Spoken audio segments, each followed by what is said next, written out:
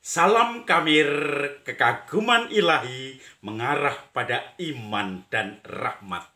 Saudara-saudari yang terkasih. Oh, wak, wak, wak. Wow, wow, wow, wow, wow. Wow, kuk, kuk, kuk, kuk, kuk. Saya mempunyai anjing ya. Anjingnya warna merah. Dan saya juga pakai kaos merah. Sengaja. Karena kemarin paroki kami baru saja misa Imlek. Walaupun terlambat, tetapi masih meriah. Dan itu masih juga masuk dalam tahun-tahun Imlek itu. Maka saudara-saudari yang terkasih, merah seragamnya antara kaos dengan anjing saya. Oh,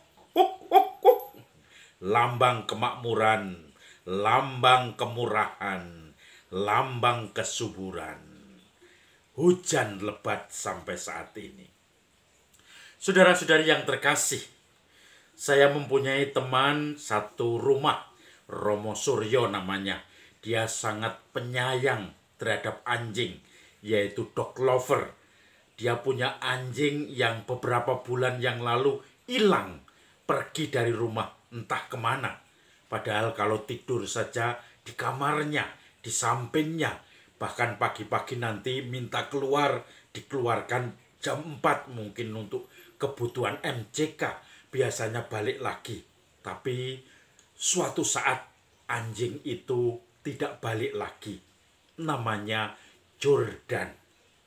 Anjing itu sudah disayang sejak kecil oleh Romo Suryo. Dan bahkan diajari cara berdoa. Sebelum makan itu sudah disiapkan piring-piringnya dan berdoa dulu. Nanti Romo Suryo memimpin doa, anjing itu hanya pejam mata sambil menunggu kata amin.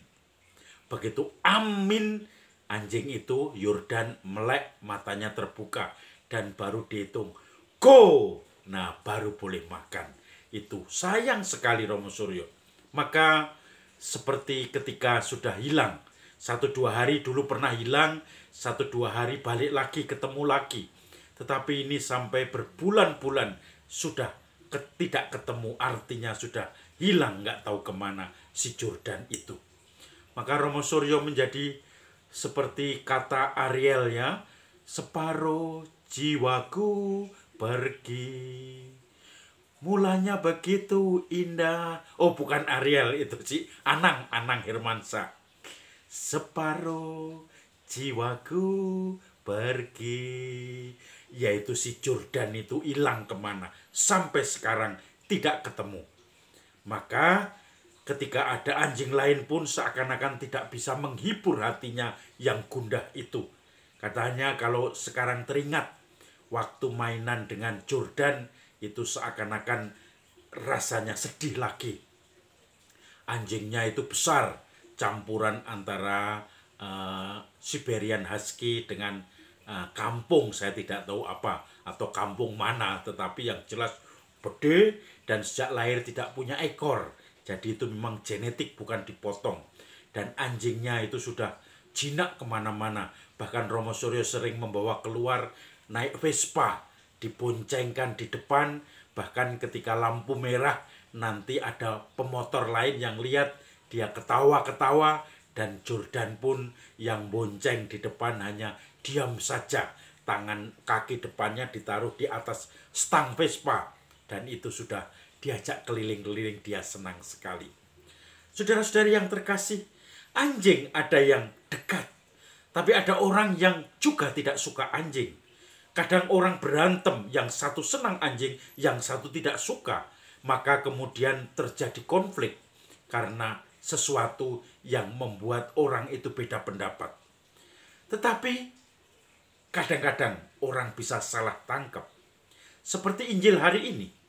Hari ini merupakan peringatan Santa Scholastica Perawan. Dan Injil hari ini Yesus mengatakan bahwa seperti anjing itu tidak layak diberi roti, bahkan roti yang diambil dari anak-anak. Ceritanya begini, Yesus meninggalkan Galilea, menuju ke eh, Tirus, dan di situ dia berusaha masuk rumah supaya orang tidak mengenal dia untuk istirahat. Tetapi dimanapun dia pergi, orang-orang pasti melihat dia, mengintip, mengikuti. Dan di situ ada seorang ibu yang anaknya perempuan kerasukan setan jahat. Maka ibu itu begitu mendengar Yesus datang ke Tirus, dia seorang Yunani dari bangsa Siro-Fenisia. Maka ibu itu langsung tersungkur di depan Yesus. Tuhan, tolong sembuhkan anakku, anakku kerasukan roh jahat. Yesus mengatakan, tidak baik kita mengambil roti dari anak-anak untuk diberikan kepada anjing. Berarti ibu itu kan dikatakan anjing. Diberikan atau berkat yang harusnya pada untuk orang Yahudi, tetapi diberikan pada orang Siro-Fenisia, orang Yunani. Tetapi karena imannya yang dalam terhadap Yesus, ibu itu tidak tersinggung. Karena mungkin dia juga punya pengalaman bahwa anjing itu pantas dicintai. Anjing itu seperti Romo Suryo dan Jordan tadi, anjing itu Jordan pantas untuk bahkan disayang, mendapatkan perlindungan yang layak. Maka ibu itu pun menjawab, ya benar Tuhan, tetapi anjing pun bisa makan dari remah-remah yang dijatuhkan anak itu, remah-remah roti. Yesus kaget, oh ternyata besar iman ibu itu. Maka Yesus mengatakan, pulanglah ibu, karena anakmu sudah sembuh, sudah ditinggalkan oleh roh jahat yang merasukinya. Maka ibu pun pulang dan bergembira.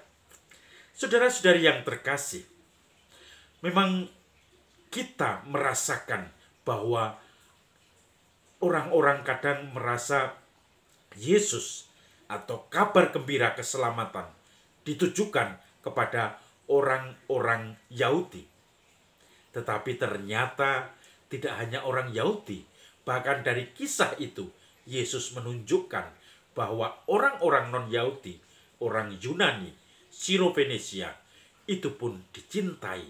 Walaupun dianggap sebagai anjing, tetapi dia merasa perlu dicintai, dilindungi.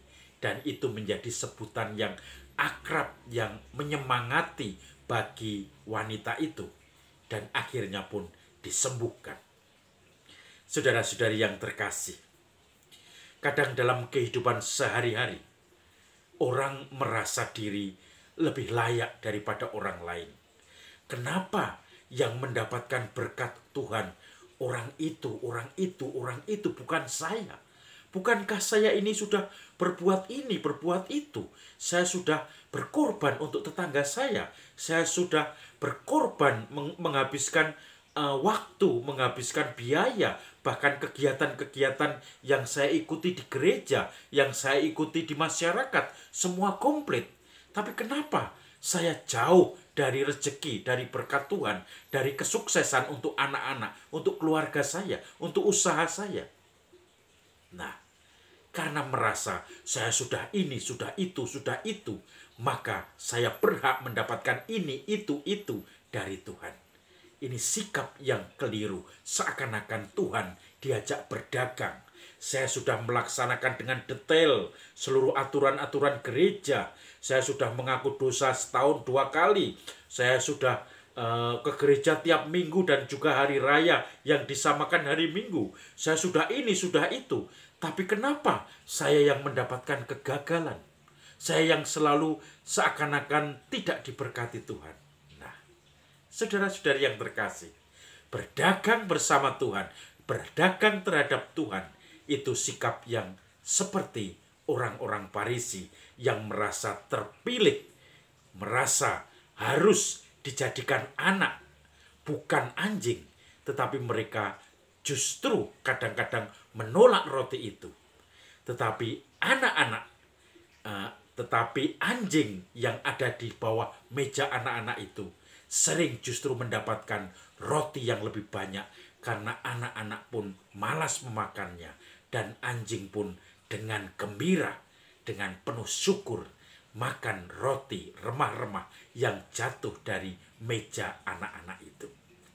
Mari kita hayati, semoga kita pun mensyukuri apa saja yang diberikan Tuhan, bukan menjadi orang yang legalitas, yang sudah merasa buat ini, itu, sehingga pantas mendapatkan ini, itu. Kita serahkan semua kepada Tuhan. Salam Kamir, kekaguman ilahi mengarah pada iman dan rahmat.